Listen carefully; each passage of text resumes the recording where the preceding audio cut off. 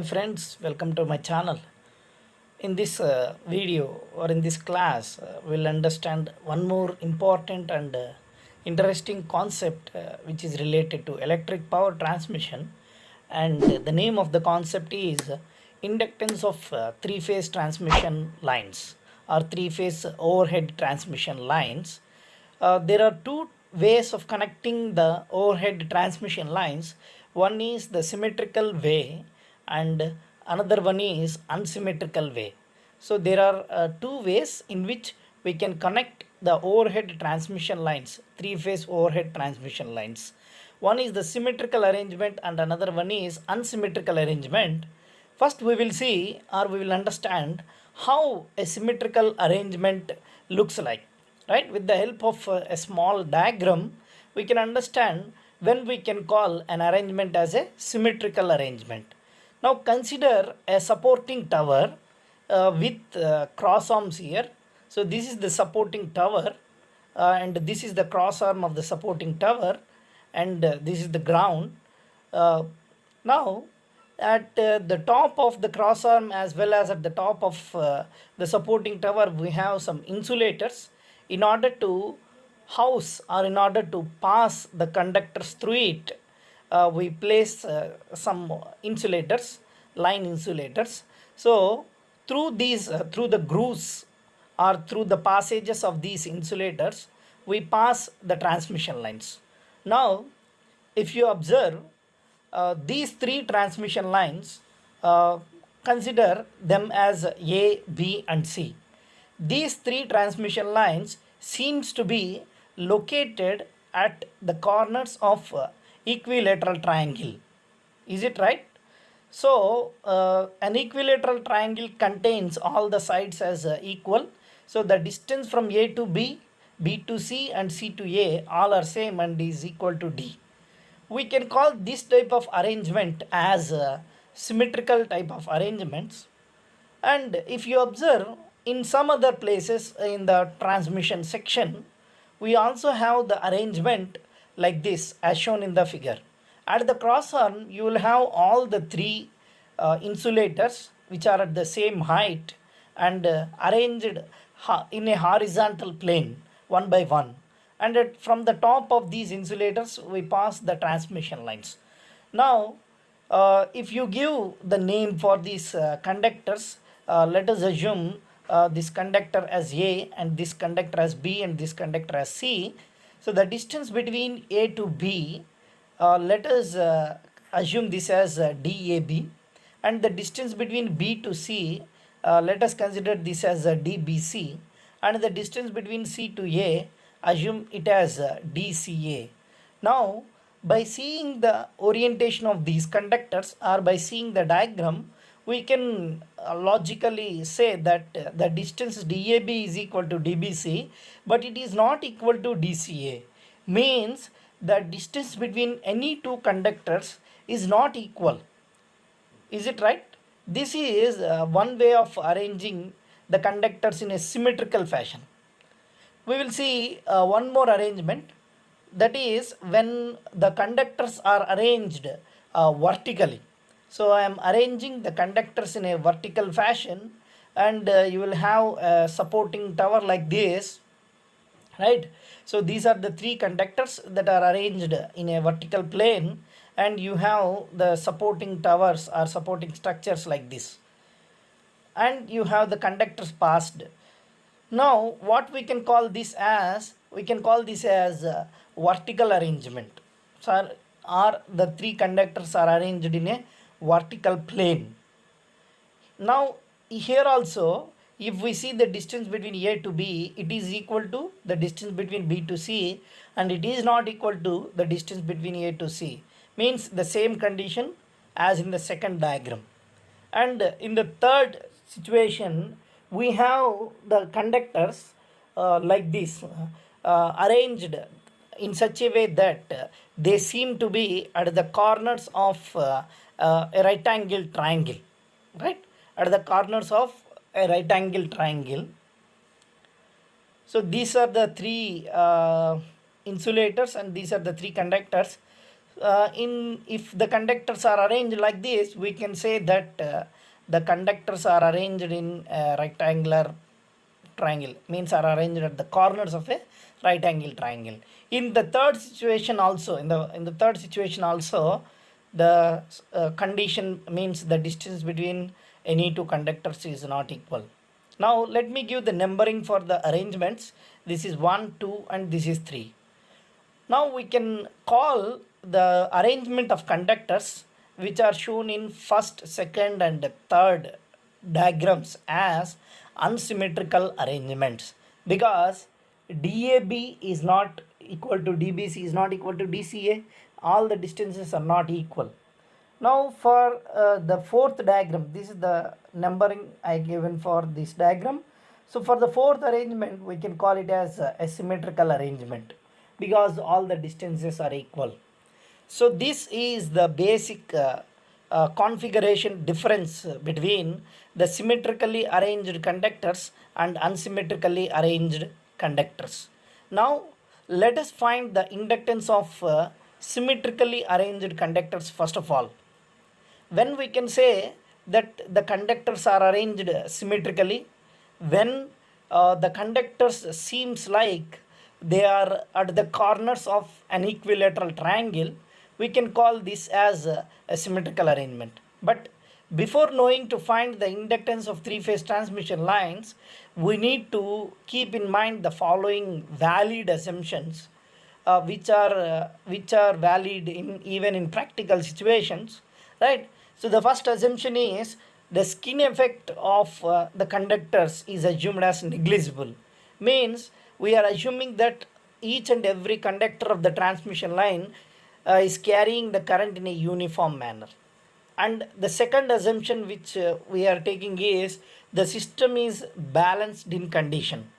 So when the system is balanced in condition, the phasor sum of all the currents A, B, C are the three phases. The phasor sum of all the currents must be equal to 0. And the second condition is IA, means the current, the magnitude of IA and the magnitude of IB and the magnitude of IC all must be same. Then only we can call such a system as balanced system. So these two are the assumptions that we need to make before finding the inductance of three-phase transmission lines, and these are the valid assumptions also. Now let us find the inductance of equilateral spacing, means finding the inductance of conductors which has equilateral spacing or symmetrical spacing. Equilateral spacing is another name given for the arrangement of conductors that are arranged in a symmetrical fashion, right? Now consider the three conductors or three phases. So this is one phase and this is another phase and this is the third phase or third conductor. The first conductor or first phase is given the name A, and the second one is given as the name B, and third one as C. Now when we can call it as a symmetrical arrangement, when the distance between A to B is same as B to C and it is also same as C to A, then only we can call it as symmetrical arrangement. Now in order to find the inductance, what I am interested to find the inductance per phase of a three-phase transmission line. Now in order to find the inductance of the conductor A or the phase A, we need to know the flux linkage. So the inductance is actually the ratio of flux linkage to the current. So we need to know what is the flux linkage. Now we need to remember that all the currents are equal to I, because I am taking a balanced condition, right? Now let us write the flux linkage of conductor A in a group of conductors A, B, C. Now in order to know that, we need to keep in mind how to write the expression from the concept which we discussed in the previous video, which is flux linkage of one conductor in a group of conductors. That's why I request you to please go through the previous video and see this video so that you can understand it clearly. Now, how can I write the flux linkage of conductor A? It is 2 into 10 power minus 7 and the current flowing through the conductor A is IA. So, the distance from A to A is taken as RA dash, which is the self GMD, where RA is the radius of conductor A, RB is the radius of conductor B, and RC is the radius of conductor C.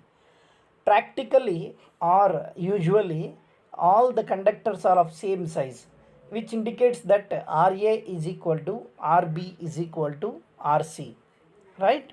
Now how can I get the second term? Second term is obtained from the second current.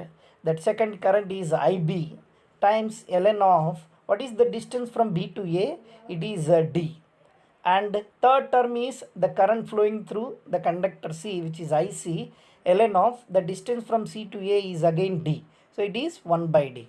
In this way we can write the expression of flux linkage or flux linking the conductor A from the concept of flux linkage of one conductor in a group of conductors. So this is the expression of flux linking the conductor A. Now for the second and third term in the expression of lambda A, ln of 1 by D is common. So I am writing the first term as it is, IA into ln of 1 by RA dash, and in the second term I can take IB plus IC because ln of 1 by D is common. Now how can I write the second term? Second term can be written by using the formula ln of 1 by D can be written as minus ln of D, so that you will get minus IB plus IC into ln of D, right? And by from the assumption that as the system is in balanced condition, the phasor sum of all the currents must be equal to 0. From this I can get IB plus IC as minus IA. Hence, I can get lambda A by substituting minus IA in place of IB plus IC, and for the two terms IA is common, so I am taking IA as common, and the two terms inside the brackets is ln of 1 by RA dash and ln of D. Now by using the formula ln of A plus B as ln of AB, I can write directly it as ln of D by RA dash. Now how can I find the inductance? Inductance is the ratio of flux linkage to the current, right? So now inductance will get the same expression as the flux linkage but without IA, because IA and IA will get cancelled out.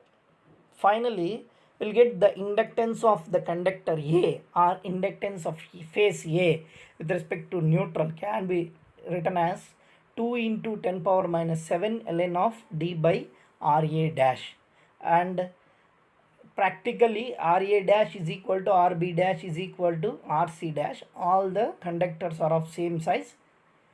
Now LA can be simply written as 2 times 10 power minus 7 ln of D by R dash.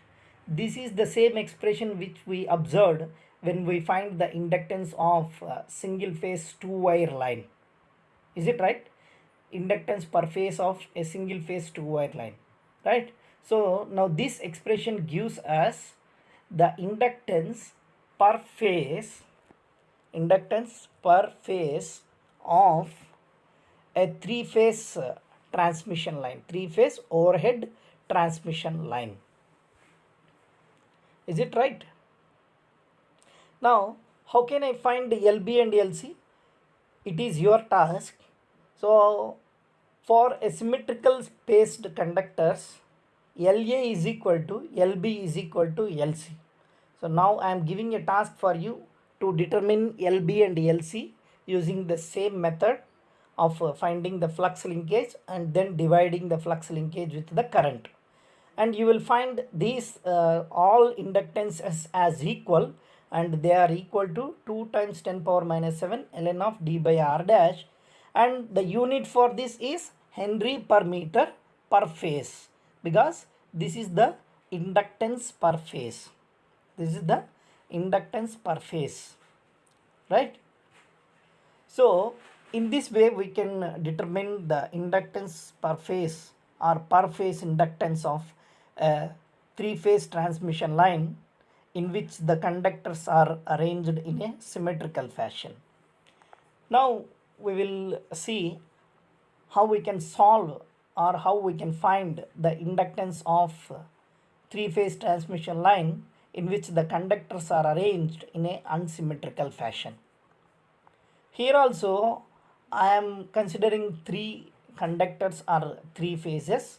So this is the first one, second one and third one, and the name for the first, second and third are A, B and C, and I am assuming that the distance from A to B and this is the distance from B to C and this is the distance from C to A. Now what I am actually assuming is it is actually, so let me write what it is actually. It is actually the distance d1 and I am assuming it as d2 and I am assuming it as d3. It means that I am assuming DAB as d1 and DBC as d2, DBC which is the distance from B to C, right? So I am assuming DAB as d1, DBC as d2 and DCA as D3. Now, for the conductors to be arranged in unsymmetrical fashion, the condition must be D1 not equal to D2 not equal to D3. Then only we can call that all these conductors are arranged in unsymmetrical fashion. Whether they are horizontal, they are in horizontal plane or vertical plane or at the corners of right angle triangle. Now, I want to find the inductance of phase A. In order to find the inductance of phase A, I need to know the flux linking the conductor A. Now using the same concept of flux linkage of one conductor in a group of conductors, I am writing the expression for the flux linking the conductor A, right? So these are the two currents IA and IB. So the distance from A to A is R dash and the distance from B to A, from the diagram if you observe it is D1 and the distance from C to A if you observe from the diagram it is D3, right? So this is in Weber turns per meter. This is the flux linkage of conductor A in a group of conductors A, B and C.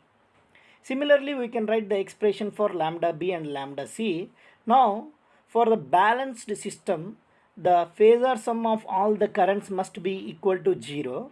It means that their magnitudes must be same, as well as by seeing these two conditions, how can I give the actual values or the phasor values of currents? I am assuming that IA is the reference, so I can consider it as I at an angle 0 and IB and IC as lagging by 120 degrees and lagging by 240 degrees, so that I will get the real values, right, phasor values of currents from the phasor diagram. So I am assuming this as the phasor IA and this as phasor IB and this as phasor IC. When I move in anti-clockwise direction, I will consider it as a positive angle. When I move in clockwise direction, I will consider it as a negative angle. That's the reason why we got the currents like this. These are the phasor currents of a balanced system. Now, converting the polar form of these currents means converting the currents which are in polar form into rectangular form, we can get IB as I at an angle minus 0.5 minus J 0.866 and IC can also be determined if you know the value of 1 at an angle 120 degrees. Similarly, IA value is I at an angle 0, which can be represented as I. Now substituting all these values of IA, IB and IC in lambda A, we can get the actual flux linking the conductor A. I am just I just copied the same expression which I have written just now in the previous page. I just copied the same expression of flux linkage. Now I want to substitute the currents IA, IB and IC in this expression. Is it right?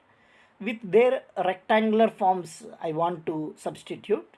Now IA can be written as I and ln of 1 by r dash plus IB can be written as I times minus 0.5 and it is actually 1 at an angle minus 120 degrees. So it is minus 0.5 minus j 0.866 ln of 1 by d1. Similarly, IC can be written as I times minus 0.5 plus j 0.866 ln of 1 by d3. This is the flux linkage. Now, by combining the like terms, so I can write 2 into 10 power minus 7. I is common in all the three terms, so I took it out. By taking minus 0.5 as common, I will get the two terms. What are the two terms? Ln of 1 by d1 and ln of 1 by d3. And again, by taking minus j 0.866 as common, I will get one more, the remaining two terms as ln of 1 by d1 by ln of 1 by d3. Now, I am using some mathematical relations of natural logarithm. I am writing as it is, the first term as it is, which is ln of 1 by r dash, right? In the second term, I am using the formula for natural logarithm, which can be written as ln of a plus b can be written as ln of ab, and ln of 1 by a can be written as minus ln of a. By using these two relations, the second term inside the brackets can be written as plus 0.5 ln of d1 into d3, and the third term 0.866 is actually the value of root 3 by 2. 0.866 is the value of root 3 by 2. So I can write it as j root 3 by 2 ln of d1 by d3. By using the natural logarithm formula, we can get the flux linkage expression like this. Now I am erasing some space here. So lambda a is equal to 2 times 10 power minus 7 into I. First term is as it is ln of 1 by r dash plus 0.5 is 1 by 2 into ln. When you send it to inside natural logarithm, you will get root. Similarly, here you have another 1 by 2. When you send it inside the natural logarithm, you will get root. So this is the expression for the flux linking the conductor A. Now inductance of the conductor A or phase A can be determined by taking the ratio of flux linkage to the current. Now if you see the expression of inductance, it is same as the expression of flux linkage except the current, because I will get cancelled here. This is the inductance per unit length of the phase A. Now I am writing the inductances of phase B and phase C. Please go through the diagram which I have written in unsymmetrical fashion. So this is your task. Okay, I am giving a task for you to find the inductance of the conductor B or the inductance of phase B, right? So D1 and D2 here are the distances of conductor B from conductor A and C. Similarly, in LC, what you will get?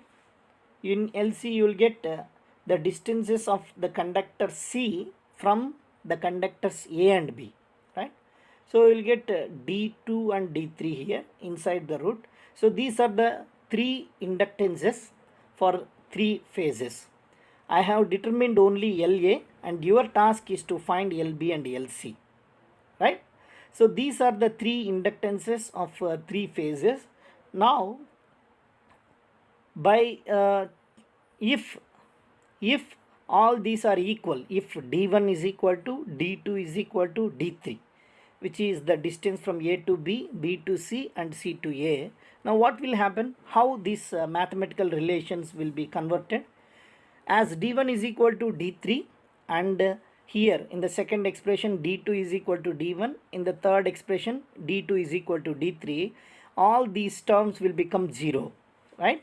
Because it will become ln of 1 and it will become 0, so that we can neglect the third term. Similarly, In the second term, as d1 is equal to d3, I can get it as ln of root d square. In the second expression also it is ln of root d square, and in the third expression also it is ln of d square. So that you will get ln of d, because root of d square is d. So the second term will be ln of d, and if you apply the multiplication formula, so you will get ln of d by r dash for the first term, for the first expression, second expression, and the third expression. So if the distance is d1 is equal to d2 is equal to d3, it indicates all the inductances will be same. Otherwise, you will have different inductances for different phases in unsymmetrical fashion, right? So in the next video we'll see some technical problems due to unsymmetrical spacing. I hope you have enjoyed the class. Thank you very much.